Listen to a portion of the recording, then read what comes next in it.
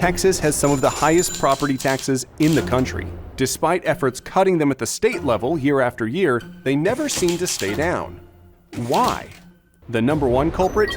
Your local ISD and the profiteers who use them like an ATM.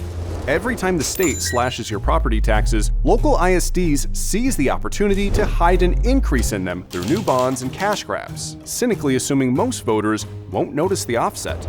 Last school year, the Texas public education system spent $93 billion, and currently, Texas school districts hold over $200 billion in bond debt, almost all of which is paid for by your local property taxes. Only about 40% of that annual spending and none of the bond debt is used to improve educational outcomes. Instead, most of the money and all of the debt fund a vast network of vendors, consultants, lobbyists, associations, and political organizations that work together to squander taxpayer money. These are the profiteers.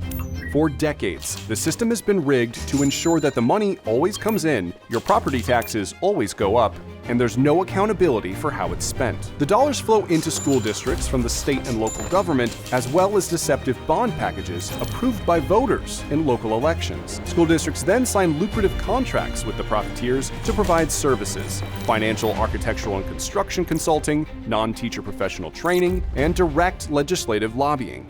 These associations, like the influential Texas Association of School Boards, or TASB, make recommendations on which vendors the school board should use.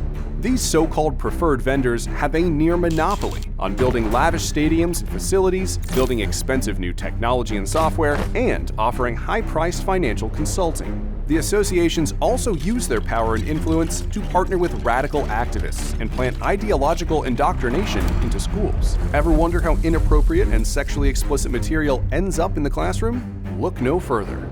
To show appreciation for being a preferred vendor, they use the profits from their contracts to sponsor conferences, non-teacher trainings, entertainment nights, and other events for the association's membership. But it doesn't end there. The profiteers want more projects and more contracts, so the schools need more money. So the profiteers infuse cash into a network of political front groups that constantly push to increase public education spending. These shadowy organizations have charitable-sounding names, like Pastors for Texas Children, the Bexar County Education Coalition, or Friends of Texas Public Schools, creating the false perception of a large, organized grassroots effort. But they're all funded and managed by the profiteers to support the politicians and political action committees that help maintain the system that keeps the money rolling in.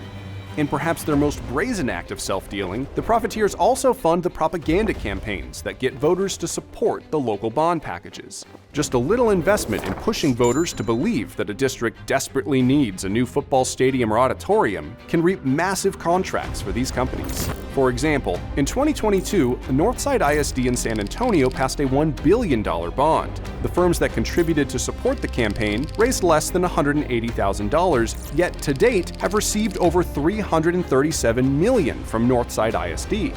In other words, for every $100 the average profiteer spent on promoting that bond, they've received over $188,000 in return from the district. When Prosper ISD passed a $2.7 billion bond in 2023, the profiteers that funded the propaganda campaign contributed an average of $4,600, yet received contracts averaging more than $11 million. The examples go on and on and on. The system is rigged to incentivize more spending and more borrowing of your tax dollars every year. And that is why educational outcomes will never improve, and why your property taxes will never go down. It's time to hold the profiteers accountable and take back the future of Texas.